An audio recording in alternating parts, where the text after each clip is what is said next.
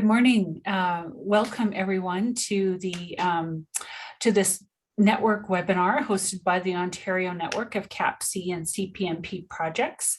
My name is Sydney Bell and I'm the program lead, and I'm really delighted to have you here today. We have Carolyn who has joined us and is going to do a session with us. And before I introduce her and hand things over to her, I just wanted to begin things with a couple of housekeeping items. The first being that we are recording this session, and a link will be made available to, of course, everybody who registered and to all our network members who may not be able to join us live. I also wanted to note that this gathering does have automated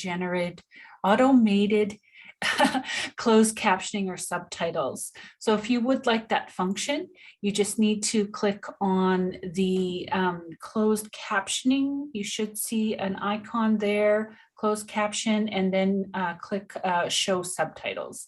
So that is an option as well. Invite people who are here to say hello in the chat and post any questions there, and I will be monitoring that for our presenter and bringing the questions forward. And we'll have a bit of time at the end for a bit of a chat and Q&A with Carolyn. So as we begin, I'd like to take some time. I have just some thoughts and reflections around land or territory acknowledgement. And I like to begin, that part of our time together by holding space for some gratitude for the peoples who have been stewards of this land that we enjoy, live, and work on since time immemorial. So I myself am a settler, and I was born and raised in the prairies, which is Treaty 6 territory, and which I always like to acknowledge. And now I live in southwestern Ontario in Kitchener, which is the traditional lands of the, pardon me, I got a little frog in my throat, of the Haudenosaunee, Anishinaabe, and Neutral peoples. Today, I want to just point out for people who may not have seen in the news, there is a well-known Indigenous author, poet, and activist, Lee Maracle, who has passed away very sadly.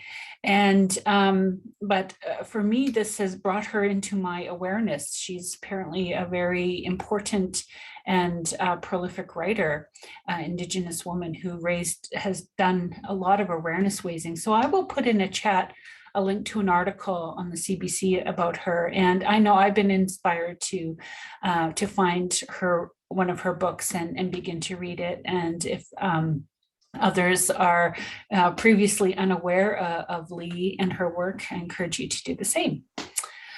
So with that beginning, I would now like to bring our attention to Carolyn Folkman, who has joined us and is going to do a session on ACEs and resiliency. Carolyn, it's great to have you here. Thank you. It's a real pleasure to be here. And I am in Guelph, which is also situated in the land of the Mississaugas of the Credit. We're subject to Treaty 3. And I also grew up in the prairies. So I really appreciate and thank you for your acknowledgement to Treaty 6. And just so grateful for this land and this country that we live in, and our responsibility to it. And for all of you for being here today to learn about this and children in terms of what potential they hold. So I will start sharing my screen. Wonderful. I will go off camera now, and you know I'm here if you need me, Carolyn. Great. Thanks, Sydney. All right. If you can't see, I will hopefully hear from Sydney very, very soon. So as she mentioned, my name is Caroline Folkman. And I am the Building Community Resilience Project Manager at the ACEs Coalition of Guelph and Wellington. And if you're unfamiliar with our group, the ACEs Coalition, as we call it, is a partnership of 14 different health and community service organizations with a vision of a resilient community that prevents and reduces the effects of adverse childhood experiences. We work together to decrease risk factors that impact health and well-being and increase protective factors to build resilience. One way we do this is by raising awareness about the effects of adverse childhood experiences, or ACEs, and other forms of adversity and the importance of resilience. We expect that by raising awareness, children and adults will have access to ACEs-informed systems and programs and services that meet their unique needs and lead to improved well-being. My purpose today is to share some evidence about adverse and positive childhood experiences and the role they can play in health and well-being over the life course. We'll have an opportunity for questions and a chance to discuss how you can promote resilience within your spheres of influence.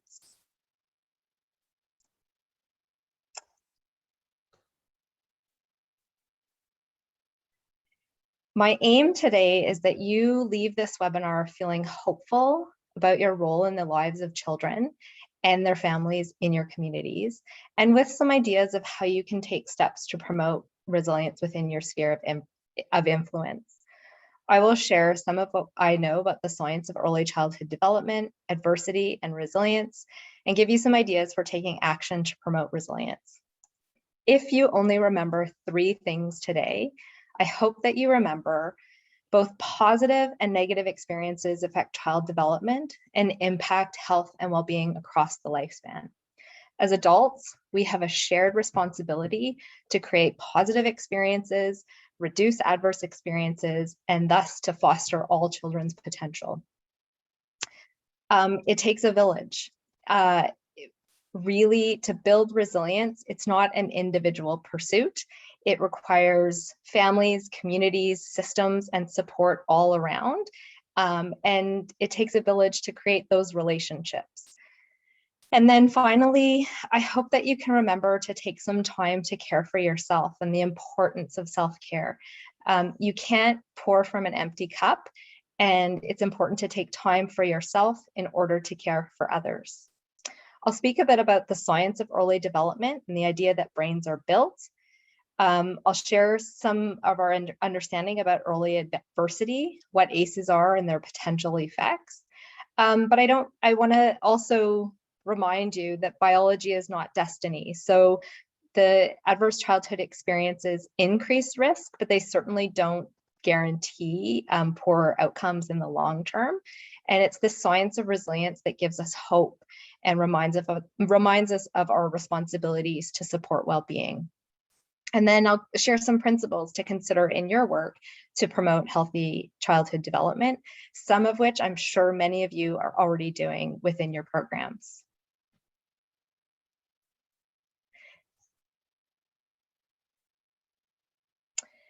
So the first thing I want to talk about again is that early childhood development and the importance of early childhood development and the idea that brains are built over time. While genetics play some role, it is early life experiences that affect the physical architecture of the developing brain.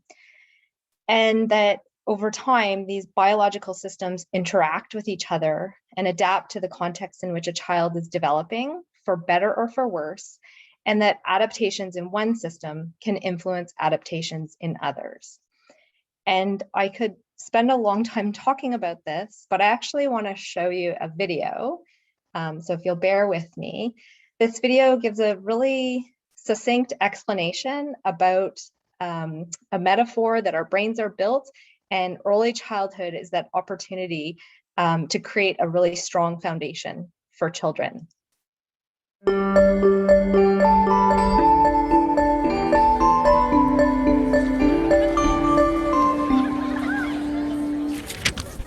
Science tells us that the experiences we have in the first years of our lives actually affect the physical architecture of the developing brain. This means that brains aren't just born, they're also built over time based on our experiences. Just as a house needs a sturdy foundation to support the walls and roof, a brain needs a good base to support all future development. Positive interactions between young children and their caregivers literally build the architecture of the developing brain. Building a sturdy foundation in the earliest years provides a good base for a lifetime of good mental function and better overall health. So just how is a solid brain foundation built and maintained in a developing child? One way is through what brain experts call serve and return interactions. Imagine a tennis match between a caregiver and a child, but instead of hitting a ball back and forth across a net, various forms of communication pass between the two. From eye contact to touch, from singing to simple games like peekaboo. These interactions, repeated throughout a young person's developing years, are the bricks that build a healthy foundation for all future development. But another kind of childhood experience shapes brain development too, and that's stress. Good kinds of stress, like meeting new people or studying for a test, are healthy for development because they prepare kids to cope with future challenges. Another kind of stress, called toxic stress, is bad for brain development. If a child is exposed to serious, ongoing hardships like abuse and neglect, and he has no other caregiver in his life to provide support, the basic structures of his developing brain may be damaged. Without a sturdy foundation to properly support future development, he is at risk for a lifetime of health problems, development issues, even addiction. It's possible to fix some of the damage of toxic stress later on, but it's easier, more effective, and less expensive to build solid brain architecture in the first place.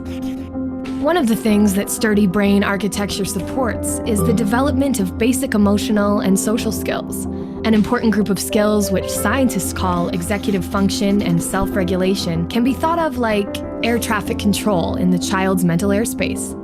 Think of a young child's brain as the control tower at a busy airport. All those planes landing and taking off and all of the support systems on the ground simultaneously demand the controller's attention to avoid a crash. It's the same with a young child learning to pay attention, plan ahead and remember, and follow lots of rules. Like all of us, kids have to react to things happening in the world around them, while also dealing with worries, temptations, and obligations on their minds. As these demands for attention pile up, air traffic control helps a child regulate the flow of information, prioritize tasks, and above all, find ways to manage stress and avoid mental collisions along the way. Having this ability is a necessity for positive and level mental health. Developing effective air traffic control, overcoming toxic stress, and building solid brain architecture are things kids can't do on their own. And since strong societies are made up of healthy, contributing individuals, it's up to us as a community to make sure all young people have the kinds of nurturing experiences they need for positive development. To build better futures, we need to build better brains.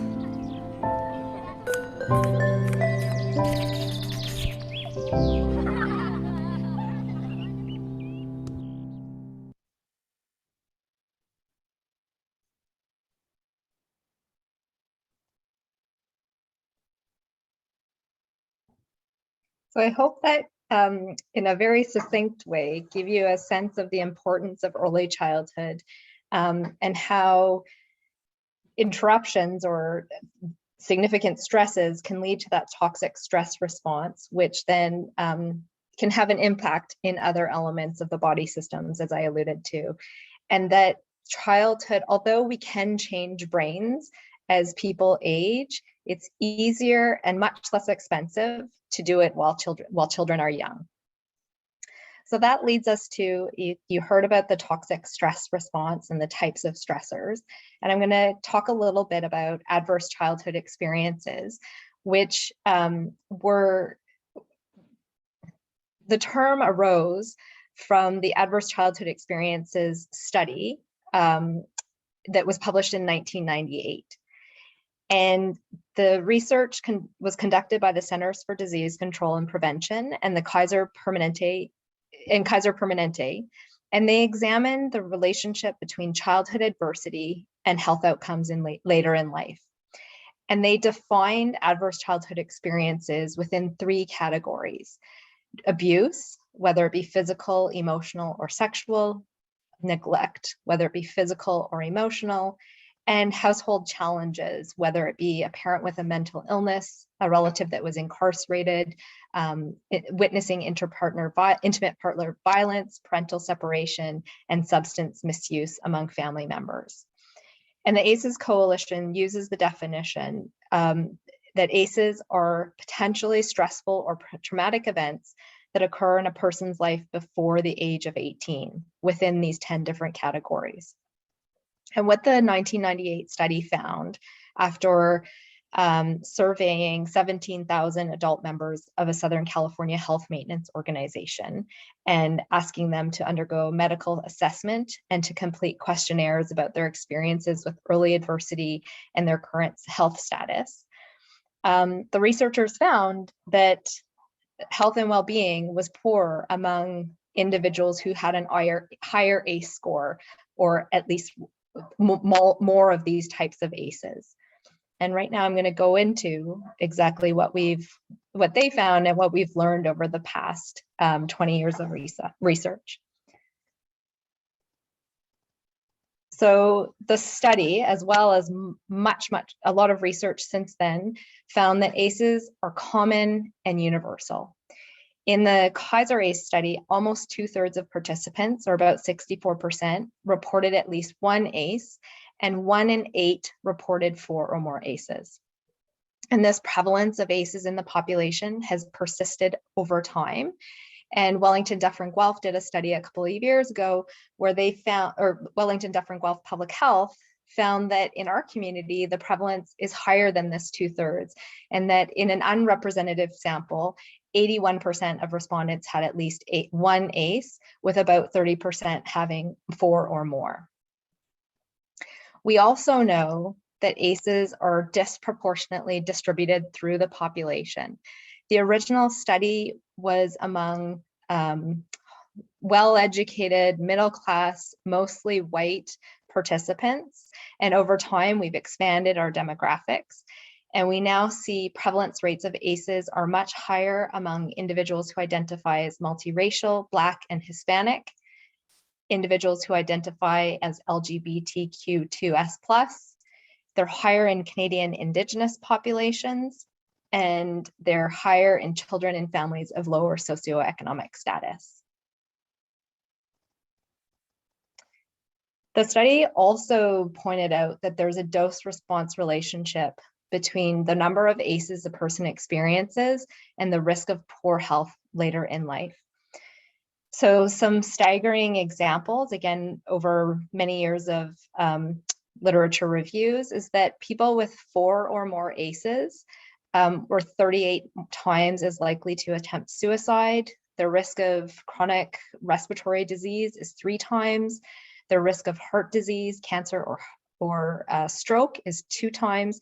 And there's a slightly increased risk of having diabetes. These risks also aren't limited to long-term risks. In childhood, we see higher rates of asthma, attention deficit disorder in children who are experiencing more ACEs. And these chronic disease outcomes are associated with ACEs were still observed after controlling for health behaviors such as smoking and alcohol use. In other words, even without engaging in high-risk behaviors, individuals with ACEs are at a higher risk for negative outcomes than people without ACEs.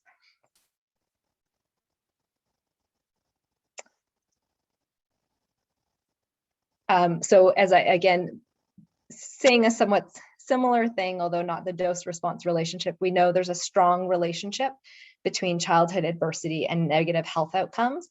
And again, these happen in the short term and in the long term. So children who experience ACEs are also at an increased risk of missing school. Pregnant women are at an increased risk of pregnancy complications and fetal death. And even economically, more ACEs, you have an increased risk of, individuals have an increased risk of leaving school work earlier and having a lower socioeconomic status. The other thing the study found is that ACEs rarely occur in isolation. So if an individual has one ACE, they are also more likely to report other ACEs.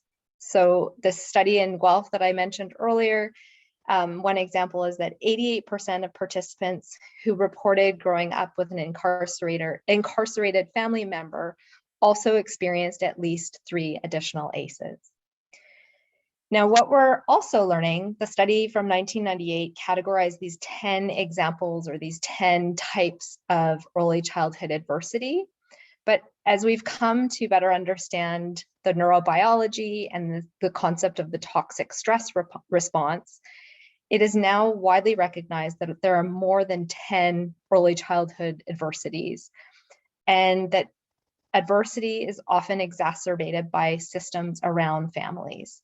So this group from George Washington University has started using the term adverse community environments, where we see racism, poverty, violence, lack of opportunity. This places stress on families and increases adversity and increases the risk of poor health outcomes.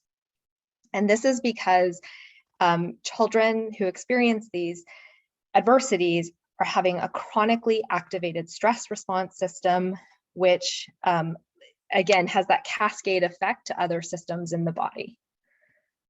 Now, I don't want to leave you with all this terrible news, because there is good news in this. The biology is not destiny. What happens with the way your brain built is, as I mentioned earlier, we can change brains, but we can also make a difference for children while they're young. And increasingly, researchers and advocates are shifting their focus from ACEs and toxic stress toward one that includes positive childhood experiences. I'm going to talk a little bit about a study that was published in 2019 that provides compelling evidence about the importance of positive childhood experiences, And we can think of positive childhood experiences in a child's life as having supporting relationships with caring adults, feeling safe in their environment, whether that be at home or at school, and being able to talk to trusted adults during stressful or difficult times. Both positive and adverse childhood experiences shape brain development and can influence health over the lifespan. So as I mentioned earlier, Christine Bethel did a study where she surveyed individuals living in Wisconsin, and she gathered in data from 6,000 of these individuals, mostly 85% of whom were identified as white. And the researchers asked questions about positive childhood experiences, adverse childhood experiences, their adult reported social and emotional supports available, and their depression or poor mental health, whether they had depression and poor mental health in adulthood, and also gathered some information about their demographic variables. And they found that positive childhood experiences are protective of adult mental health. Those who experienced more positive childhood experiences were more likely to be healthy and resilient adults, whether they had experienced ACEs or not. So depression and poor mental health scores were 72% lower for adults with higher positive childhood experiences scores. Adults who reported fewer positive childhood experiences had 4 times the rate of depression and or poor mental health than those adults with more positive childhood experiences. And those who had high positive childhood experiences scores reported 3.5 times greater support, as in they had 3.5 times more healthy relationships in their lives. And this leads us to the science of resilience, and helps us to understand how these positive childhood experiences can have a lifelong health promoting effect, and gives us some examples of how we can create these positive childhood experiences in our communities. Now, there are many, many definitions of resilience, and you'll often hear the term resilience is the ability to bounce back following adversity, or it's a good outcome in the face of adversity. More and more, and the ACEs Coalition has spent a lot of time thinking about this and studying the research, that resilience in this definition, it's kind of thought of as an individual pursuit, or it could be interpreted that way. But we're realizing that resilience, for resilience to happen, it has to occur within a system, and it happens when individuals are supported by their communities. And so we've shifted to using Michael Ungar's definition of resilience. And he defines resilience as occurring in the context of adversity. And it's both the capacity to navigate to the resources we need for well-being and the capacity to negotiate for the resources to be provided in ways that are meaningful to us. And in some of his work, he talks about even in natural disasters, people who were able to access their insurance and get their insurance sorted out to rebuild their house did better than those who had as much therapist support as they needed, because it's those resources that we can access to, but that are meaningful to us when we need them.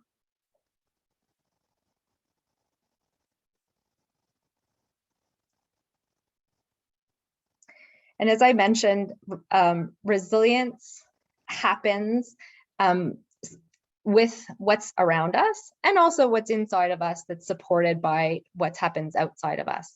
So when we're talking about resilience and the work that we can do, we really think about supporting the child and the family and the community around them. So it's not just in the person, but it's the interaction between the person and their environment. And promoting resilience enables individuals to become successful despite the odds and enable them to grow up to be productive citizens. So when we think about the socio-ecological model, you can have a child, and this gets back to those adverse community experiences as well. You can have a child living in an incredibly supportive and loving family, but if the playground that they go to is unsafe or there's extensive poverty, they're going to have more stress in their life, which again inhibits their development of resilience. Another way of thinking about resilience is using a metaphor called the resilience scale. And this was developed by the Alberta Family Wellness Initiative. And when they think about the various components of resilience, or what resilience is influenced by, they do acknowledge that there are some genetic predispositions or core life skills. And this is represented here by the fulcrum, or where the scale balances. And the position of the fulcrum affects the degree to which positive and negative experiences impact a person over their life. And the good news is the fulcrum's position is not permanent, and both positive and negative experiences affect its position. And over time, with positive relationships and experiences, we can slide the fulcrum to be in a more resilient position on the scale. And the positive supports are something, again, we call protective factors, or those positive childhood experiences. And the negative experiences we can also think of as risk factors. So as per the image here, protective and risk factors occur within various systems. Our role as a community is to load up those positive protective factors for children and their families so that we can achieve those positive outcomes such as good physical health, mental health, and strong relationships. And individual qualities count much, much less than those good supportive environments rich in resources. And these environments frequently include programs designed to create the conditions that children need to be their best, no matter the challenges they face. And again, I'm going to use an example from Michael Ungar here, and he uses Cinderella as an example. And Cinderella did well, despite having many aces, because she had a fairy godmother. And we'll all do well when your fairy godmother can get you to the ball and to help you meet those people who are going to improve your life over the long time. And what's really important here is we talk about resilience as something inside of us. We can risk blaming children or families who don't change for their lack of resilience. And we also end up congratulating or applauding those who have succeeded without paying attention to all the systems that have put have been put in place for their success to occur. And when thinking about resilience, we can just, again, remember that it's not something that someone has or doesn't have. It occurs over time in a context of our environments. And there's not one way to show resilience. Resilience can look different within an individual in different circumstances, contexts, and communities. And it can be expressed through skills, attributes, and or abilities. And like the brain development, anyone can become more resilient at any stage in life, but it's easiest to build the basis of resilience in early childhood. So a model that I'm going to share with you today that may help you as you think about building resilience in your work and loading up those protective or positive childhood experiences or factors is called the HOPE framework. And the HOPE framework talks about the 4 building blocks of hope. And similarly, Michael Ungar's work talks about resources we need for resilience. And Michael Ungar uses 8, 10, or 12, and I find the 4 building blocks, they're easy to conceptualize and think about doing these 4 key things to promote resilience in children and their families. And again, it depends on your role of where you would be targeting. So the 4 building blocks include relationships within the family and with other children and adults through interpersonal activities, safe, equitable, stable environments for living, playing, learning at home and in school, social and civic engagement to develop a sense of belonging and connectedness, emotional growth through playing and interacting with peers for self-awareness and self-regulation. So I'm just going to go into each one. The first one, relationships matter. All of the literature that I've read indicates that a nurturing and supportive relationship with at least one supportive adult is the most important protective factor for children to develop resilience and do well despite experiencing significant adversity.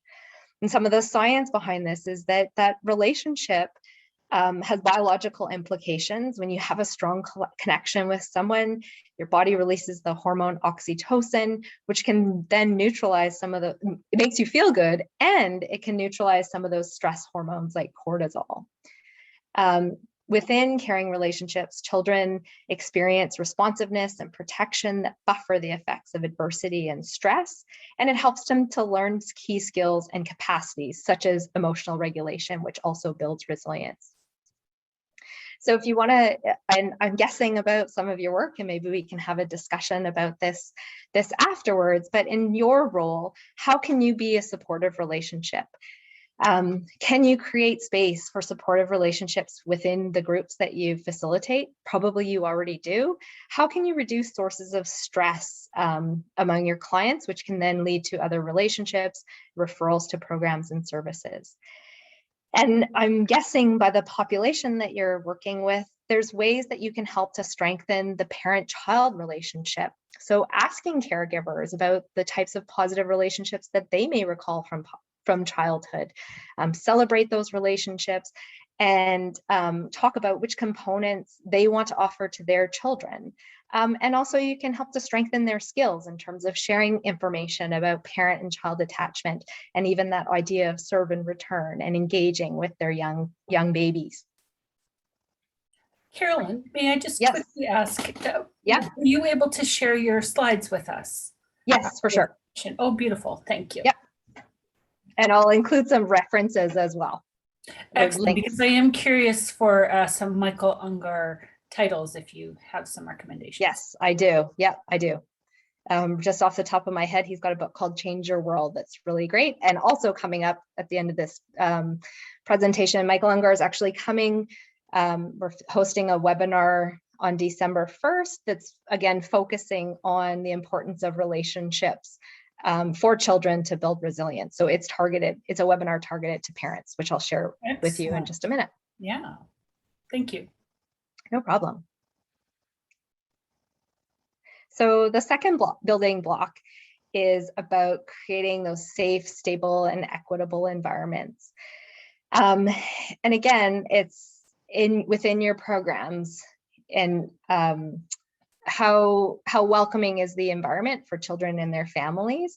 And in the community, what are some of those resources that they can access or that you can direct them to that can create stability and also link back to those relationships? The next building block is social and civic engagement to develop a sense of belonging and connectedness.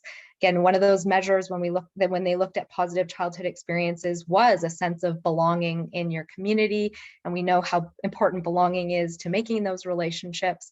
And children feel connected to their communities when children feel connected to their communities and loved and appreciated, it again increases their trajectory of well-being. And you may ask your clients and you may celebrate within your programs some of those cultural traditions, teach others about different cultures. Ask the families that you work with what they do to engage in their culture and delight with them around those activities.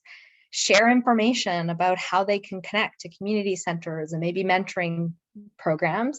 And also, again, encouraging families to become engaged or volunteer within their community to promote that sense of social and civic engagement, or even reaching out to other parents in parenting groups. And the last building block is about social and emotional growth.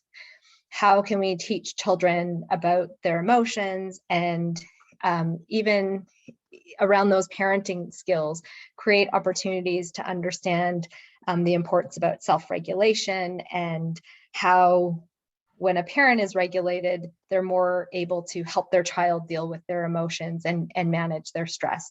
And whether that's offering activities that can help promote that within your programs, or maybe even referring to other programs in your community. And I want to leave you with this idea that it is never too late to build resilience. We can reduce sources of stress for family. We can increase their opportunities for relationships, and we can help them learn and build and understand and build these core skills, that those executive function skills that were talked about in the video. And my third and kind of final takeaway message for you is the idea of the importance of self-care. To do this work and to help others build resilience, you need to think about your resilience and yourself. So before I even go into what some of the suggestions are for self-care isn't only the responsibility of you as the individual. Hopefully there are supports around you from your employers around resources if you need help or you'd like to talk to someone, but and even being able to take some time off or monitoring how you're feeling. But ultimately self-care isn't the same for everyone, but it does take some intention, and it requires deciding on what activities and practices most support your good health and well-being, and then being deliberate about making time and creating those conditions so that you are able to do more of those things. So for some people, it's connecting with a friend. Again, relationships are important for us as well. Sometimes it's just tackling that to-do list, creating time so that you don't have that list. Or personally, I just moved this week and my house is full of boxes and I'm going to take some time this weekend to actually unpack. And sometimes it's saying no. Sometimes it's saying yes more often. And sometimes it's asking for help when you need it. Another helpful resource that you can use for yourself or even with some of your clients, this wheel of stress busters. So how are you facilitating supportive relationships? Sleep is so important. Given the program, I'm sure that you talk a lot about balanced nutrition and how you can achieve that. Physical activity, mindfulness practices, access to nature, and mental health care.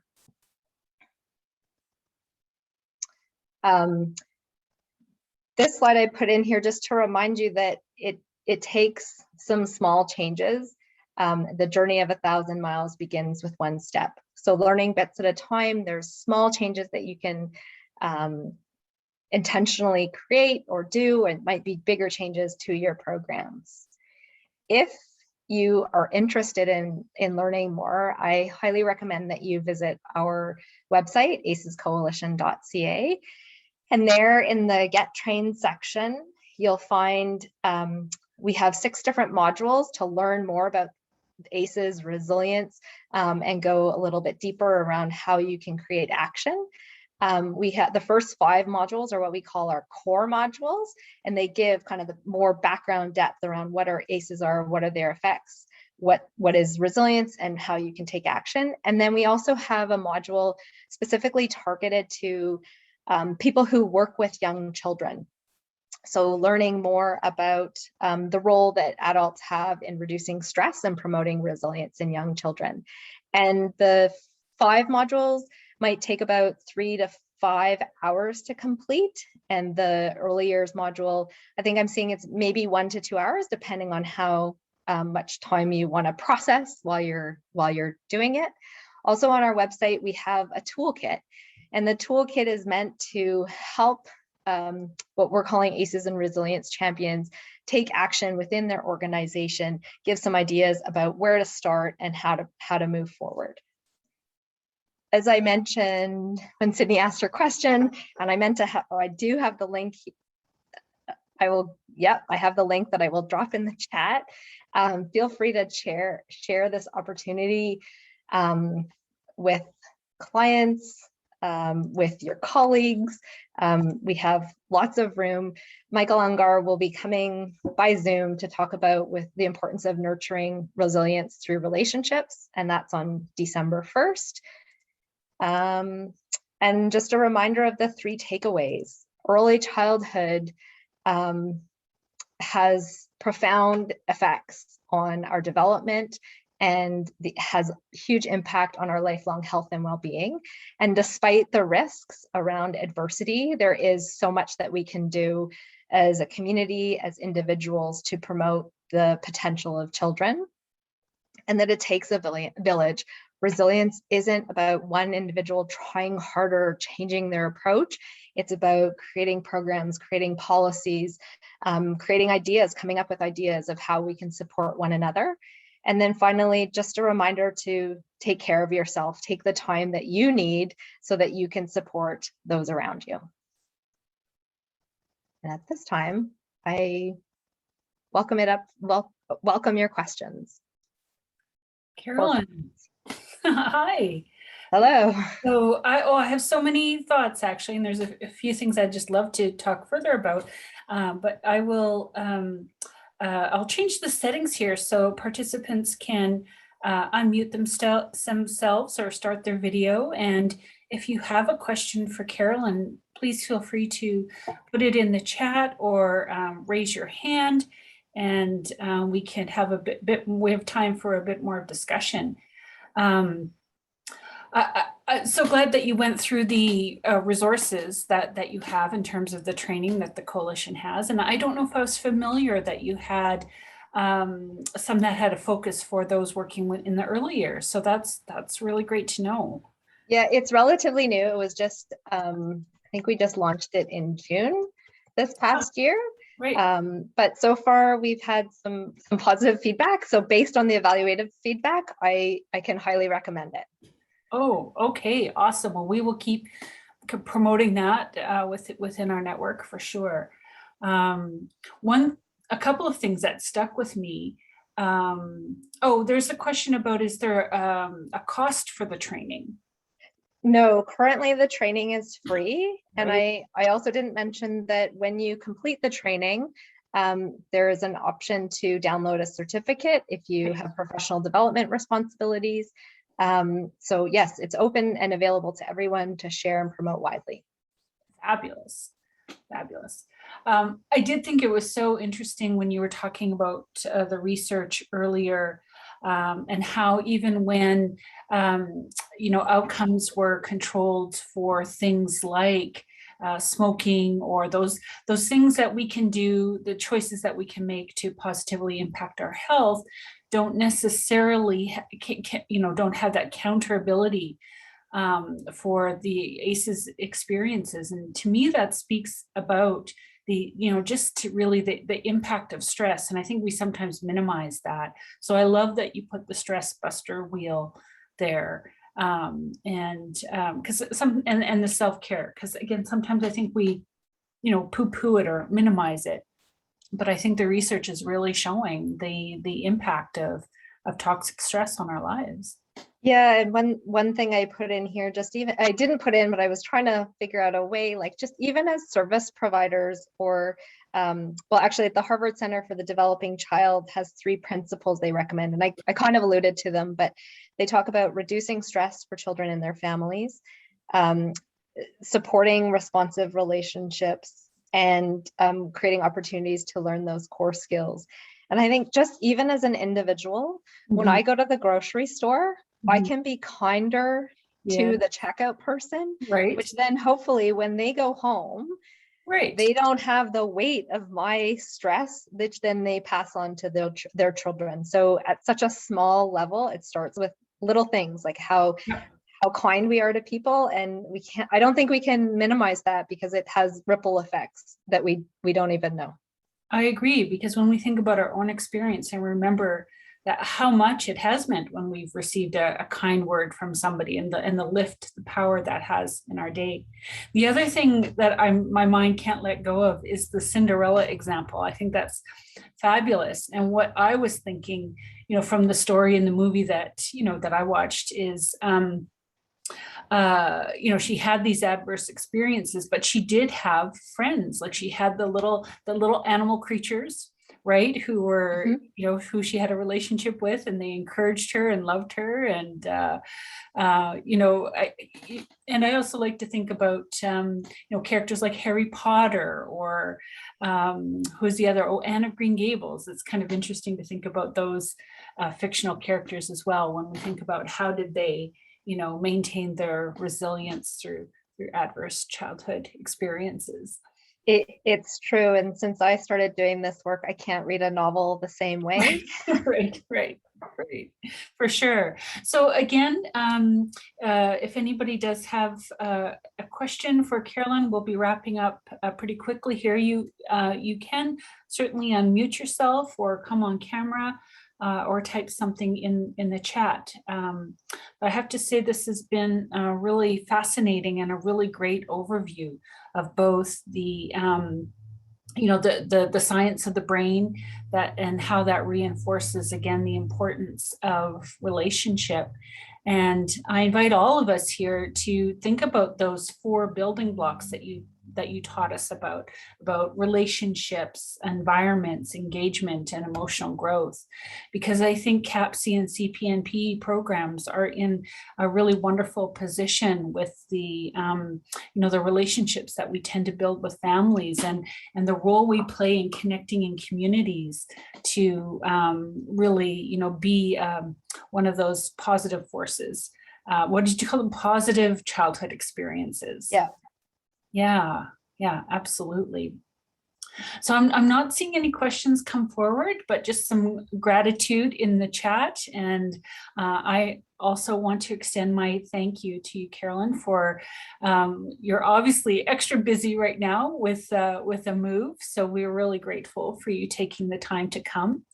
And again, letting people know that we have recorded this session, and I'll be sharing the link in the newsletter. And Carolyn, there was a request for your slides. So if you're willing to send those to me, I can email them out to everybody. Yes. Any final thoughts from you, Carolyn? No, other than just my gratitude for inviting me here. It's, as I say, we really we're focused on building an awareness, and once you know this information, it really it's impacted my personal life as well as my professional life. And for anyone who's interested and wants to learn more, I do really recommend the training, because we go deeper, and you can take your time and learn a deeper level about the science of ACEs and resilience.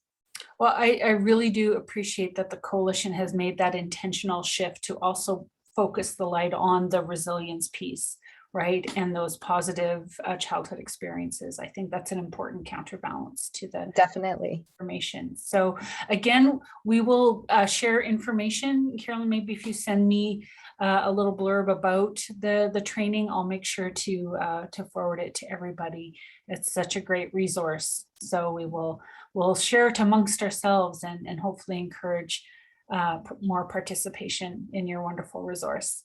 Great. Thank you so much. And thank you for having me. You're very welcome. Take care, everybody. It was great to have you all here. And the next sort of big event we have happening in our network is a celebration on Wednesday, November 17th. It'll be, in preparation or an acknowledgement of National Child Day coming up on the 20th. So check that out, and I hope to see you there. And thank you, Carolyn. I hope you have fun packing and that it goes unpacking. I mean, thank you. And you're feeling sick. I'm just seeing Larissa's comment, and I love the idea that we're fairy support people, that we are those supports, and it's such a nice way to think about our work. So thank you all for the work that you do, and yeah, have a great weekend, everybody. Yes, absolutely. Take care, and hopefully our paths will cross again soon. Yes, for sure. Take care. Okay, bye-bye. Bye-bye.